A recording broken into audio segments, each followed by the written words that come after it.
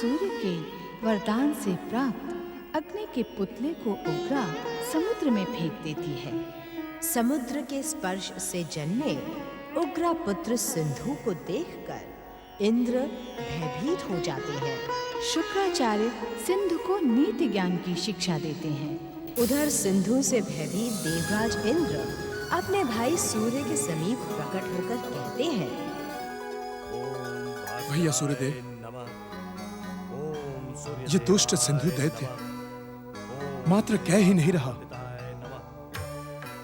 आपसे वरदान प्राप्त कर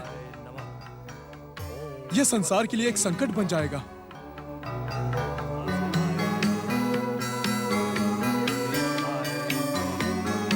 ओम भास्कराय नमः, ओम सूर्य देवाय नमः, ओम देवासुर वंदिताय नमः। भैया सूर्यदेव, प्रणाम देवराज। नहीं सूर्यदेव, नहीं भैया, संसार के लिए मैं देवराज हूं, किंतु आपके लिए मात्र भैया हूं। भाई तो हम अवश्य हैं देवराज, परंतु मर्यादा और सम्मान की दृष्टि से आपका आदर करना मेरा परम कर्तव्य है। कहें क्या आज्ञा है? भैया सूर्य, उस दुष्ट की घोषणा तो आप सुन चुके हैं। आपका वरदान प्राप्त कर वो पृथ्वी और स्वर्ग के लिए संकट बन जाएगा। मैं आपसे यही कहना चाहता हूं कि आप उस दुष्ट को वरदान ना दें। मैं तो कर्तव्य के पथ का पथिक हूँ देवराज। ना तो मैं किसी के कार्य में हस्तक्षेप करता हूँ और ना ही मुझे किसी का हस्तक्षेप अपने कार्य में प्रिय है। ये प्रश्न हस्तक्षेप का नहीं है भैया, ये संसार के कल्याण और जनहित का प्रश्न है। मैं जानता हूँ देवराज, मैं जानता हूँ कि संसार कल्याण और जनहित से अधिक आपको अपने स्वर्ग की चिंता है। इसे देखकर आपके स्वर्ग की सुरक्षा पर संकट के बादल मंडराने लगे हैं। इस कारण आप मुझे इसे वरदान न देने के लिए कह रहे हैं। आप मेरा अपमान कर रहे हैं सूर्यदेव। मैं तो सत्य कह रहा हूँ देवराज, सत्य कह रहा हूँ। अगर सत्य को सुनकर आप आहत हो रहे हो तो ये बात प्रमाणित होती है कि मेरा कथन सत्य है। मैं आपको आज्ञा भी दे सकता हूँ सूर्यदेव, और आपको विवश होकर मेरी आज्ञा का पालन करना ही होगा। ऐसी भूल ना करिएगा देवराज कि छोटा भाई बड़े भाई की आज्ञा की उपेक्षा करे। इससे आपके संसार के कल्याण की भावना को पीड़ा पहुंचेगी। तुम अपनी मर्यादा की सीमा लांघ रहे हो सूर्यदेव। देवता होने के कारण देवराज इंद्र की आज्ञा मानना तुम्हारा परम कर्तव्य है। मुझे अपने कर्तव्यों का भली भांति ज्ञान है देवराज, क्योंकि मैं अपने कर्तव्य पथ पर कभी भी चूक नहीं करता। जहाँ तक आपकी आज्ञा मानने का प्रश्न है तो मैं ऐसी किसी भी आज्ञा को स्वीकार नहीं करता जिसमें किसी का व्यक्तिगत स्वार्थ छिपा हो। सूर्य, तुमने मुझे स्वार्थी कहकर अपने सर्वनाश को आमंत्रित किया है। तुम्हें मेरे आज्ञा का पालन करना ही होगा। तुम इस दुष्ट को वरदान देने कदापि नहीं जाओगे। अगर ये मेरी निष्ठा पूर्वक आराधना करेगा तो मैं इसे वरदान अवश्य दूंगा।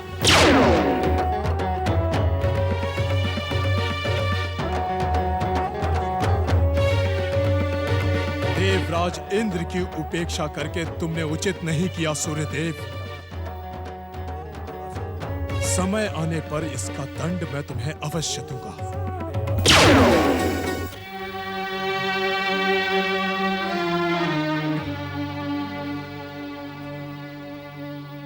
नंदी महाराज, आपकी निराशा और उदासी इस बात का संकेत दे रही है कि आपका मन कैलाश पर नहीं है।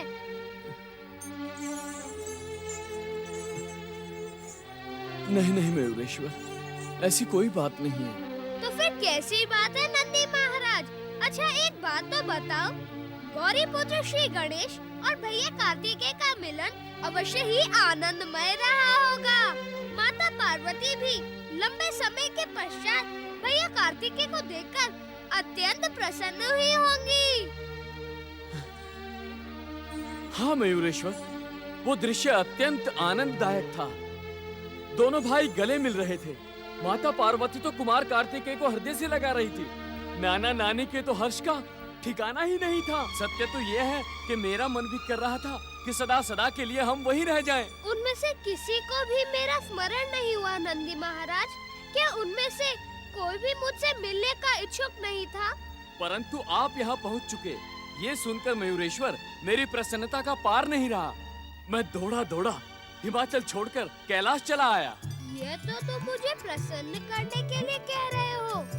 अभी अभी तो तुमने कहा था तुम्हारी इच्छा भी सदा सदा के लिए हिमालय महल में रह जाने की थी, और अब कह रहे हो कि मेरा नाम सुनते ही तुम दौड़े दौड़े चले आए। मैं सत्य कह रहा हूँ मयूरेश्वर। मुझे प्रसन्न करने का व्यर्थ प्रयास न करो। मैं तुमसे हिमालय महल का समाचार सुनकर अत्यंत प्रसन्न हूँ, और इस कारण भी प्रसन्न हूँ कि मुझ अकेले को पिताश्री शिव शंकर की परम पावन सेवा का अवसर प्राप्त हुआ। मयूरेश्वर, मेरी किसी बात से आपको पीड़ा पहुँची हो तो मन छोटा न करो नंदी महाराज। मैं तो यूं ही परिहास कर रहा था। पिताश्री ने मुझे अपनी सेवा का अवसर दिया। इससे अधिक मेरे जीवन में और कुछ नहीं हो सकता। ओम नमः शिवाय। हर हर महादेव, हर हर महादेव।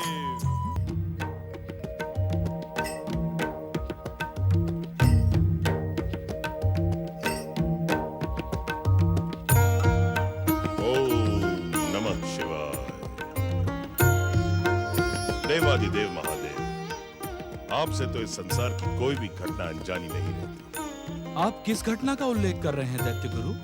उग्रा पुत्र सिंधु दैत्य के प्रकट होने का दृश्य आपने अपने ध्यान में प्रत्यक्ष देखा होगा। उस दुष्ट दैत्य की दुष्टता देखें शिव शंकर।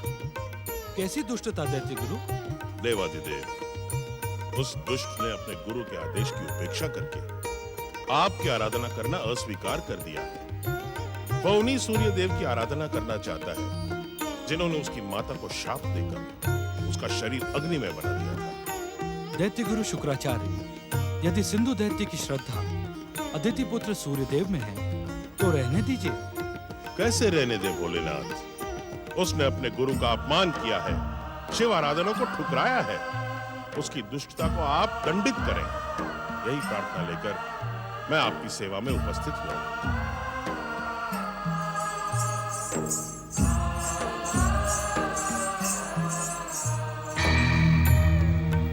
प्रणाम पिताश्री। मुझे देखकर चकित होने की आवश्यकता नहीं है दैत्य गुरु। मैं तो पिताश्री भगवान शिव की इच्छा और परम देव श्री महागणेश की महान लीला का ही एक प्रतीक हूँ। आश्चर्य है दैत्य गुरु शुक्राचार्य, श्री महागणेश के प्रतीक मयूरेश्वर गणेश को देखकर भी आपने इनको नमन नहीं किया। दैत्य गुरु, क्या नमन करने की अद्भुत शक्ति से आप अपरिचित हैं? भोलेनाथ, नमन की अद्भुत शक्ति से मेरा परिचय सीमित है।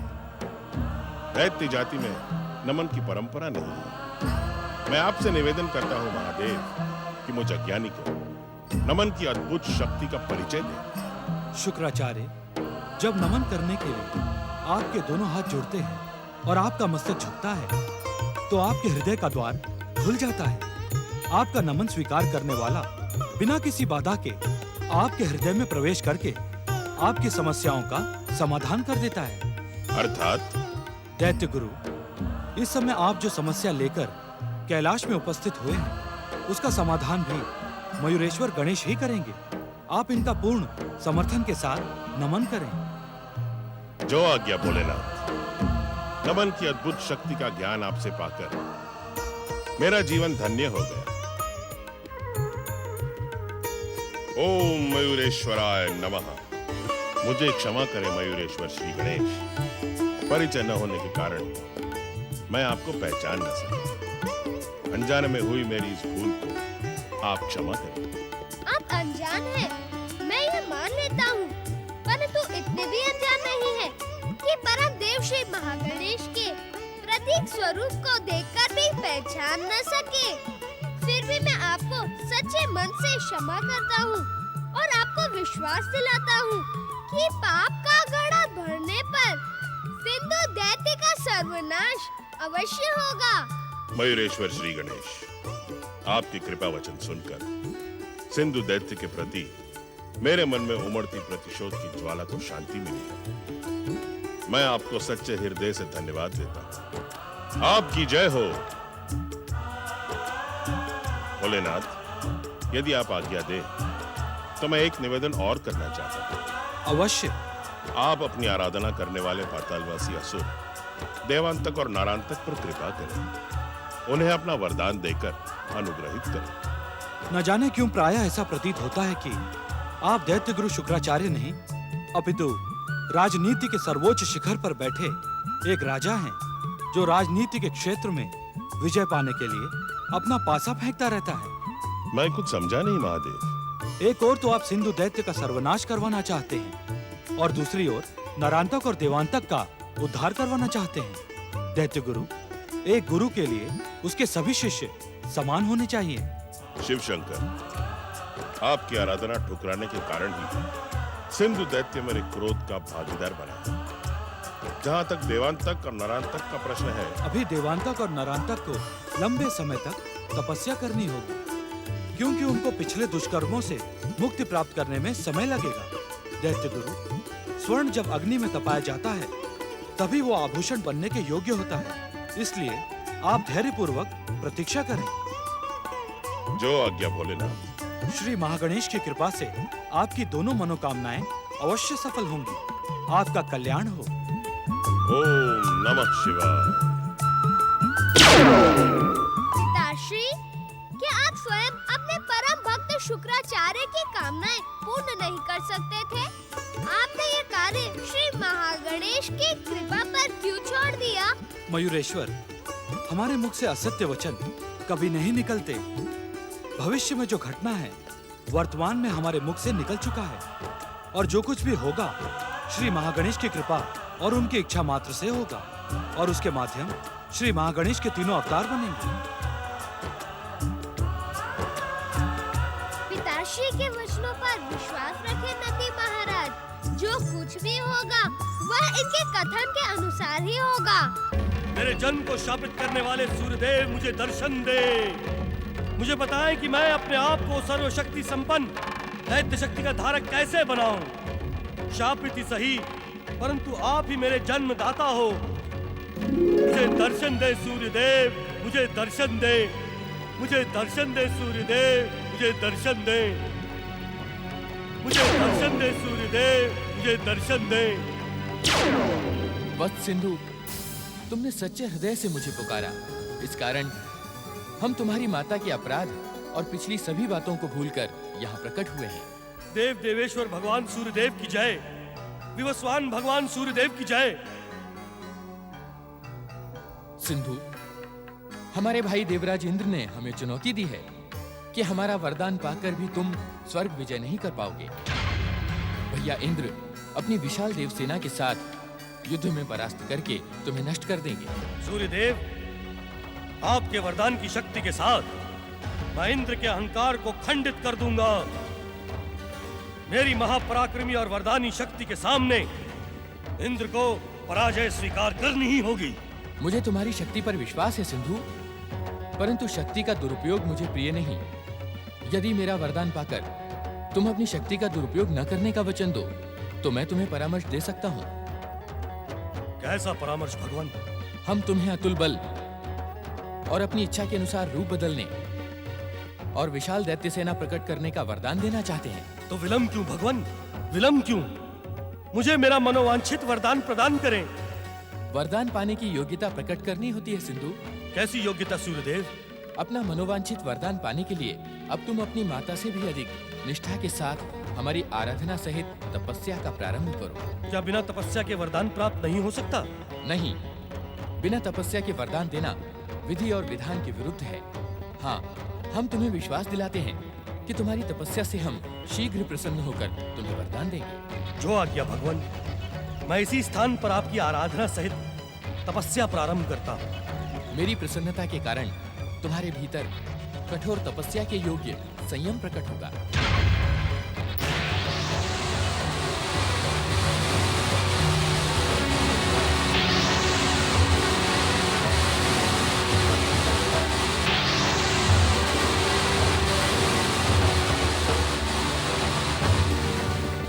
अब तुम्हारा आकार तपस्या के योग्य हो गया है।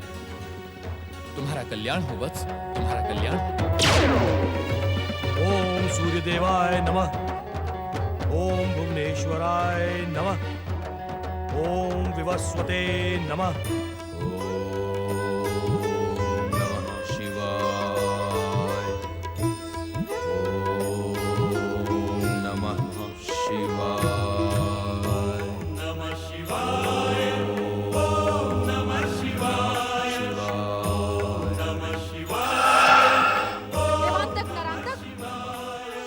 परिश्रम कर रहे हो? शुक्राचार्य ने तुम्हें शिव आराधना का परामर्श दिया है, किंतु इतनी लंबी तपस्या के पश्चात भी उनके आराध्य शिव शंकर तुम्हें वरदान देने के लिए प्रकट नहीं हुए। बंद करो ये शिव आराधना। तुम दोनों परम पिता ब्रह्मा जी की आराधना करो। वे मेरे परम पिता हैं।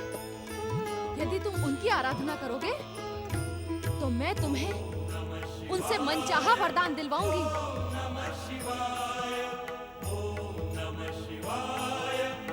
तीनों तारक पुत्रों तारकाक्ष, कमलाक्ष और विद्युन्माली ने ब्रह्मदेव से त्रिपुरों का वरदान पाया है। वे तीनों संसार का सर्वश्रेष्ठ सुख भोग कर रहे हैं। तुम दोनों भी ब्रह्मा जी की आराधना करो। हाँ, ब्रह्मा जी की आराधना करो। देवांतक, देवांतक, नरांतक। माता दीदी, तुमने हमारी वर्षों की शिव तपस्या को खंडित करके बहुत बड़ा अपराध किया है। तुम दैत्य माता नहीं, दैत्यों की शत्रु हो, शत्रु। इस अपराध के लिए हम तुम्हें कदापि क्षमा नहीं करेंगे दैत्य माता। मैं तुम्हारी शुभ चिंतक हूँ। मैं तुम्हें उचित परामर्श देने के लिए यहाँ आई थी। मेरा परामर्श मान लेना ही तुम्हारा कल्याण है। यदि तू हमारी शुभ चिंतक होती तो हमारी तपस्या खंडित नहीं करती। मैं तुम्हें इच्छित वरदान दिलवाना चाहती हूँ। शिव आराधना का त्याग करके तुम परम पिता ब्रह्मा जी की आराधना करो। नहीं, शिव हम असुरों के आराध्य हैं। हम उनकी तपस्या का त्याग नहीं करेंगे।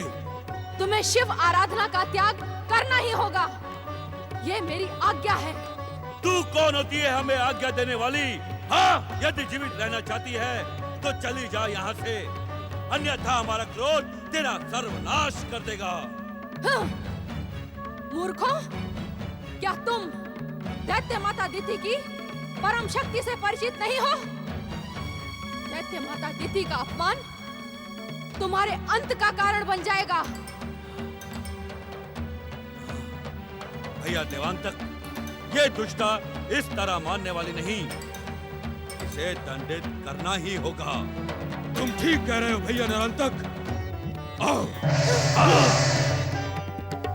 भैया नरांतक, हमने दैत्य गुरु का परामर्श माना, परंतु दैत्य माता दिति ने हमारी तपस्या पूर्ण न होने दी।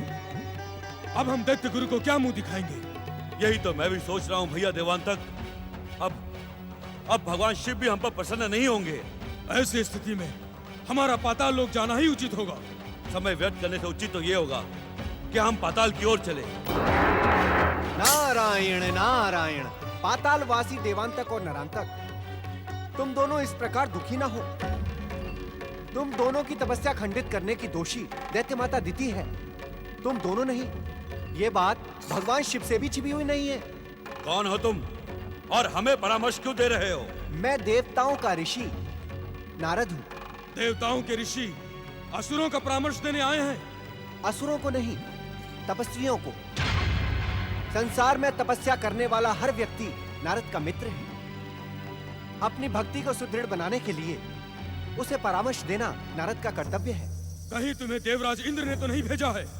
मूर्खता की बातें ना करो देवांतक और नरांतक। तुम्हारे पाताल लोक जाने की बात सुनकर देवराज इंद्र तो प्रसन्न होंगे ही। वे तुम्हें निरंतर तपस्या का परामर्श तो दे नहीं सकते। तो क्या हम अपनी खंडित तपस्या का पुनः प्रारंभ कर सकते हैं? नारायण नारायण। अवश्य देवांतक और नरांतक, अवश्य। तुम्हें सच्चे मन से शिव आराधना प्रारंभ कर देनी चाहिए। भगवान शिव आशुतोष है, वे अवश्य तुम्हारी तपस्या से प्रसन्न होकर तुम्हें आशीर्वाद देंगे। नारायण नारायण।